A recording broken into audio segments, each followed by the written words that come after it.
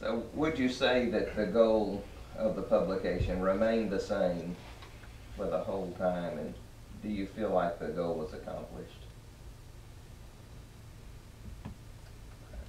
I think it remained the same, the goal. I mean, because we were all of one mind about it. And I don't know that I'm aware, some of the other fellows may sense that any evolution took place. Now, we did get rid of those drawings that we started with, which was clever, but people started making comments about it. But otherwise, I mean, I felt that. And there was a sense, we were very different people, as becomes evident when we're together. But there was a common sense of purpose, our approach to the kingdom of God and so forth. So it made us a rather maybe unlikely combination, but one that worked really well. One thing, I think it retained that interest to the common Christian. Yes.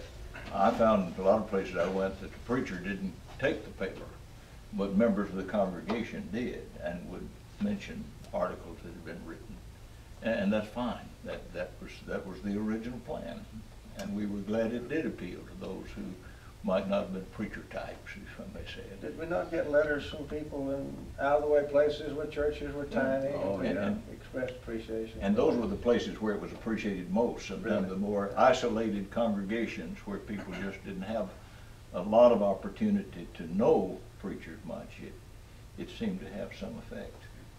I think it stayed exactly the same, and I don't think that if you read through the paper that it changed at all, save with my single transgression, which we no doubt can discuss later on. But we intended to not be a brotherhood publication or to be involved in brotherhood doings, but rather we're a magazine to try to teach people. And I think it was extraordinarily faithful to that. We made a decision when we started the paper too that I always thought was very instrumental in keeping the paper on focus all the time. The first decision we made each year when we met in Jacksonville was whether or not we would continue the paper for another year. We never were just married to it from the standpoint of the philosophy of the paper. We were interested in the people that it was reaching. And when we felt like that it was not reaching the people, then we would have stopped. We never made provisions. All of us have sons. We never made a provision to pass it on to anybody. The 5 editors were the ones who would begin the paper and end the paper. And that was the philosophy we had in mind from the beginning. It never did change. I never saw any time that we lost the focus. There were times when we discussed things, avenues that we might take or procedures that we might make, but we never changed it except as it benefited the people.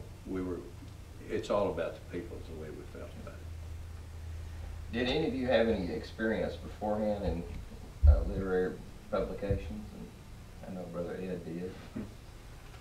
I had none at Just all. church bulletins about it. That was it. I had written a column for Searching the Scriptures for several years called Insight, and that was the only. I also wrote for a Texas publication. It was called the Texas Bible Banner, and I was an associate editor for that for a little while.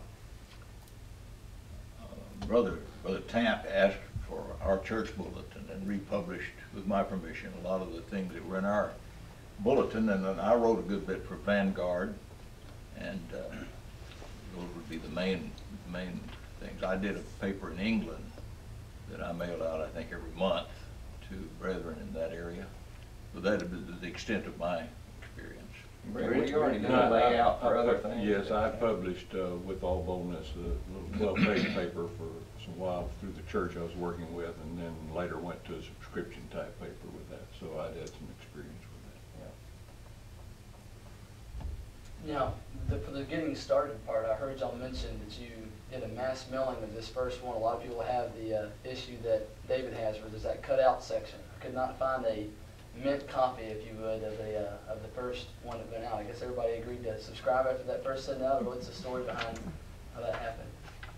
Well, another kind of secret to how Christianity Magazine began and succeeded was it basically was financed in the beginning by a small foundation that my father had left, and that was kind of critical in our getting the magazine off and operating it.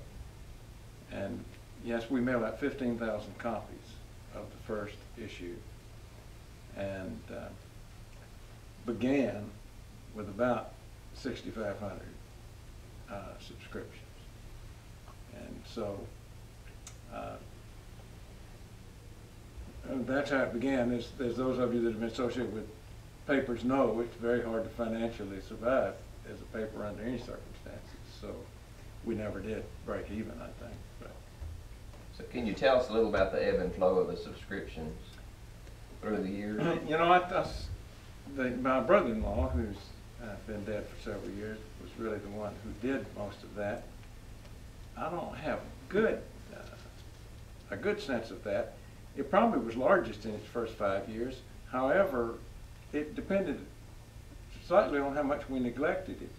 And if we got busy and worked at it, we would build it back up. And so I think it probably stayed at 4,000 to 5,000 throughout most of its existence. We found out too that our subscription list is really big if you put the people on there that intended to resubscribe, that just never got around to it. And we had a lot of that kind of thing. And the paper was saved by a lot of people, which meant when it ran out, they still had a lot of copies to go back and read, and they kept it. So I think that probably hurt us a little bit on subscription lists. One thing about it, none of us are promoters. That's, No. we just didn't promote. Except for Paul. Except for Paul. That was the personality.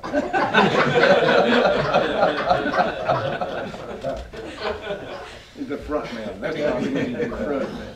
I think we would all agree that we could not possibly have made this paper go if it had not been for the Hartages, for Bob Hartage in Maryland, his sister in Jacksonville, and Harrell Dowdy. Harrell Dowdy. They worked tirelessly, took care of all the business part of it, all the subscription lists, everything was done, and none of us could have done that. It Exactly. certainly was a much better organized just because of the things they did. It was a real work of love.